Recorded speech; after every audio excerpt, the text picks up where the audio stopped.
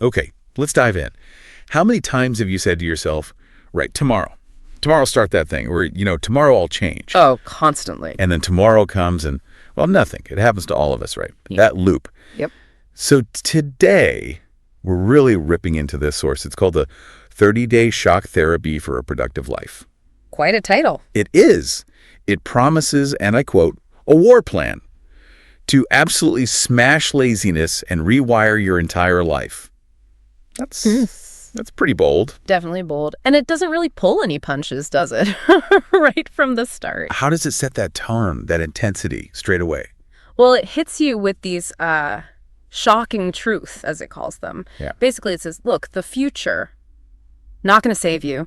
Okay. Motivation. Yeah. That won't save you either. And maybe the toughest one, nobody actually cares if you succeed or fail. Wow. Yeah. It's like, it's all on you, unequivocally. Yeah. This isn't meant to be some, feel-good pep talk. Clearly not. No, the whole point is to make you dangerously unstoppable. That's the term they use. Dangerously unstoppable. Okay. It's quite a confrontational start, isn't it?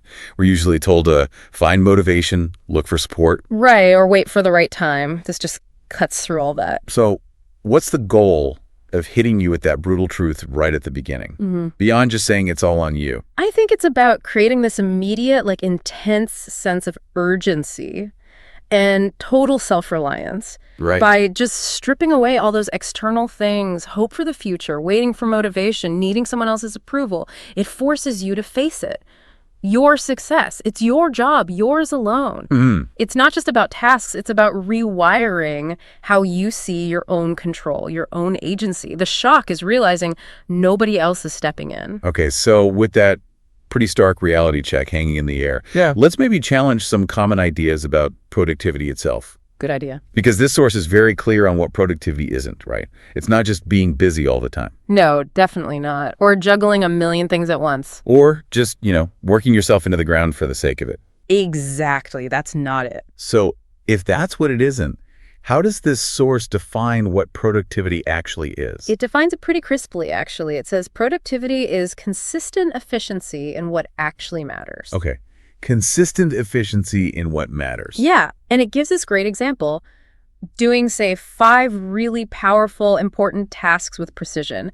That's way more productive than just ticking off 15 meaningless little things. So quality over quantity, impact over sheer volume. Precisely. It's about focus. Yeah. And then it really hammers home this core idea. Productivity is persistence. Brutal, unapologetic persistence. Brutal and unapologetic. Okay. It means you show up every day, right, consistently, even when it's boring or you're tired or, nobody's watching. It's that unwavering commitment to the stuff that actually moves the needle forward. What's interesting, too, is this idea that there's no finish line. The author is really clear. Right. Nobody ever becomes the most productive person on earth. Right. It's not a destination you arrive at. No, it's this continuous striving, this constant climb, because it says only the people who do more get more.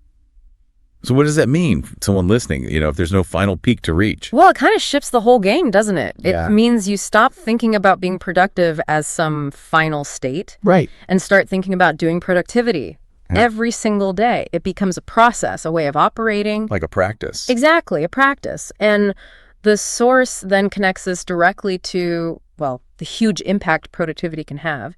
It frames it as something that will literally reshape your destiny. Reshape your destiny. That's big. It is. It's not just about getting tasks done. It's about changing your life's trajectory. So how does it do that? What are the benefits it outlines? It lists 4 really powerful ones that come from this kind of relentless persistence. First is purpose. Okay. Without action, life can feel a bit adrift. But productivity, consistent action, helps you find your why, that fuel that gets you up in the morning. Makes sense. What's next? Second is focus. It says consistent efficiency basically turns down the volume of the world. I like that. Yeah, all the noise, the distractions, other people's opinions, they start to fade. You get real clarity on where your attention needs to be. Okay. Purpose, focus. Well, what else? Third, motivation. This is interesting. It argues that once you actually experience real progress, tangible results, motivation stops being this thing you have to chase. It becomes almost addictive, a self-fueling cycle. Right. Success breeds motivation, which breeds more success. Exactly. And finally, number 4, happiness. Happiness, directly linked to productivity. Directly. The argument is that a productive life leads to a meaningful life. And meaning, according to this source, is the actual root of joy. That's quite profound. Tying something that can feel like a grind productivity directly to happiness. How does it argue that connection works? Because usually we think of happiness as, pleasure or ease. Well, it suggests that real deep happiness doesn't come from just fleeting pleasures or constant ease. It comes from consistent progress towards something you find meaningful. Okay. So the grind isn't the point, it's the path to something. By consistently doing things that align with your purpose, you build skill, you contribute, you see results. Right. That feeling of accomplishment. Exactly. That sense of actually shaping your world, your reality, that's presented as the source of real lasting contentment. Much deeper than just, quick fixes. Okay, so we've identified the enemy laziness, inertia, and we understand the stakes are high, potentially reshaping our destiny and finding happiness. Right. So now the source starts giving us the tools, the tactical weaponry, as it calls it, to fight back. What's the first line of defense? It brings out a classic straight away, the Eisenhower matrix. Ah, yes, urgent, important. Many people will know this one. Many will, but the framing here is key. It's not just, here's a tool, categorize your tasks. It presents it as this potential shock moment. When you actually use it, urgent and important. Not urgent, but important. Urgent, but not important. Not urgent and not important. You'll supposedly be shocked at how much time you waste in those last two boxes. The not important ones. Yeah. So it's less about organization and more about a really brutal self-assessment of where your time actually goes. Ruthless prioritization. Okay, that makes sense in the shock therapy context. What's next in the arsenal? Next up is numerical task allotment. This one's pretty direct. How does it work? You basically rank every single task you have to do by its actual importance. So maybe you wrote down something as task 7, but it's actually the most crucial thing. Right. You rename it task 1, then task 2, task 3, and so on. And the rule is simple.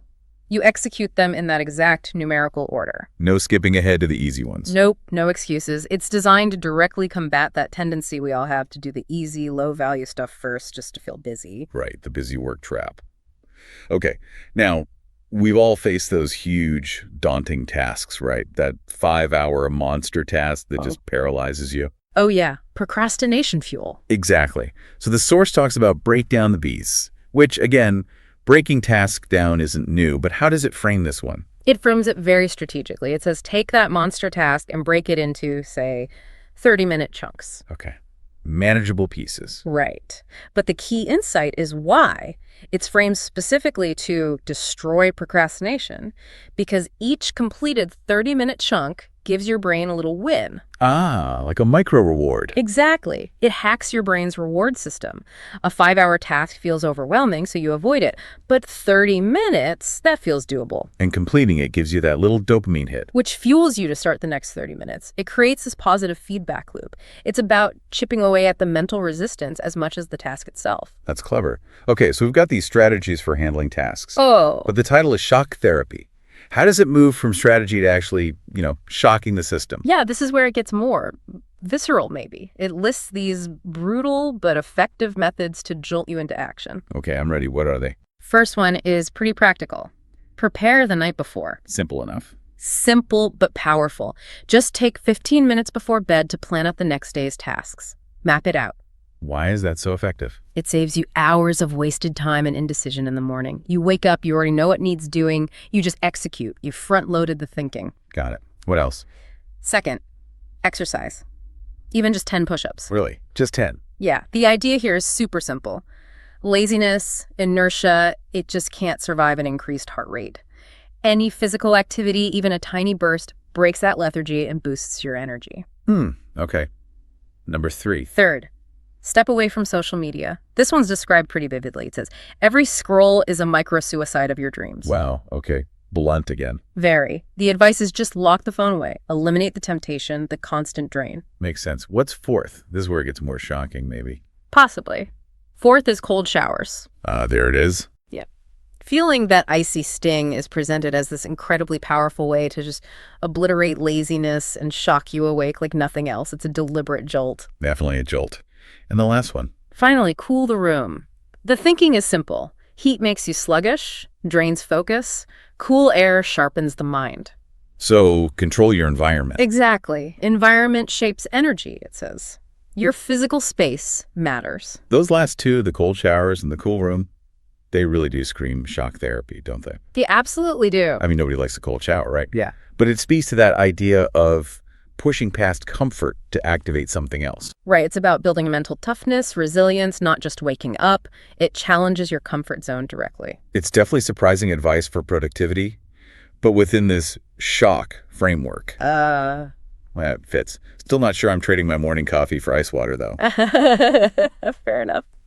But it really sets the stage for the core of the program, the actual 30-day plan. This is where it gets really operational, laying out the battle rules for this intense month. Okay, the war plan itself, let's hear the rules. There are 10. Rule number 1, write it down. Get tasks out of your head and onto paper or a list.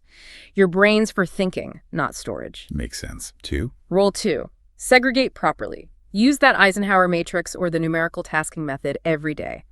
Organize before you execute. Okay. 3, rule 3, follow the sheet. Stick to your plan. Don't just jump to the easy stuff because you feel like it. It's about discipline. Right. Resisting temptation. 4. Rule 4, visualize victory. Spend 10, maybe 30 minutes each day imagining yourself succeeding, feeling the accomplishment. Primes your brain. Interesting. Mental rehearsal. 5. Rule 5, do extra productive things every few days. Add some bonus wins. Read an article, learn something new, create something small. Compound the progress. Keep the momentum going. 6. Rule 6, slay procrastination. Expect it. It will show up probably daily. Recognize it, fight it, kill it every single time. No mercy. 7. Rule 7, break tasks. We talked about this. Chop those big monsters into manageable, finishable pieces. Keep making progress. Okay. 8. Rule 8, switch if needed. Be flexible. If priorities genuinely change, update your task list. But do it consciously, with clarity, not just as an excuse to avoid something hard. Right. Adapt, but with intention. 9. Rule 9, reward yourself. Small rewards work. Yeah. A piece of chocolate, listening to music, a short power nap. Keep your brain in the fight with positive reinforcement. Acknowledging the human element. Yeah. And the last one, number 10. Number 10, and this feels like maybe the most critical one, fall. Rise. Repeat. Fall. Rise. Yeah. It explicitly says you will fail. You'll mess up, maybe every day. And that's okay. The key is fail, get some sleep, wake up, and start again. The war is only lost if you quit fighting. That's actually really powerful, isn't it? Yeah. It takes the pressure off perfection. It normalizes failure as just part of the process. Exactly. It reframes it completely. Failing isn't the disaster. Staying down is the disaster. So that acceptance of stumbling, but the absolute non-negotiable requirement to get back up, that's what makes it a war plan. It builds resilience. Totally. It's about the long game, the overall campaign, not just winning every single skirmish. Okay. So bringing this all together then, how does the source wrap up this intense 30-day concept? Well, it comes back with one final shocking truth. Oh, what is it? It says, look, productivity, it isn't glamorous. It's not really about clever hacks or finding shortcuts. Okay. And it's definitely not about becoming some kind of robot or machine. So what is it about then at its core? It's about becoming dangerously consistent. Dangerously consistent. I like that phrase. Consistent action, day in, day out. That's the essence. So this whole journey it describes, it's intense. 30 days of writing lists, breaking down tasks, really focusing, maybe sweating from exercise, freezing in cold showers, fighting procrastination, constantly failing, and always getting back up. It sounds like a complete overhaul. It's positioned exactly as that, a transformation, not just a tweak. And what's the promise? What happens after those 30 days, according to the source? The promise is pretty profound. It says, on the other side of that war, you'll find the most productive version of yourself. And crucially, it adds, it's a version you won't ever want to go back from. You'll have changed fundamentally. So it ends with a dare, really. A final piece of motivation. Pretty much. It says, wake up tomorrow, tell yourself today will be a productive day. And then go out and prove it. Because, and here's that bluntness again, nobody cares about your success except you. Wow. Leaves you right there with it. It's all on you. It does, which leads to maybe a final thought for you, the listener, to chew on. Yep. If it's true, if your success really does rest only on your shoulders, if nobody else cares quite as much, what level of commitment does that reality demand from you personally in your daily fight for what you want? How does knowing it's all down to you actually motivate you or maybe even obligate you to step up and embrace that dangerous consistency?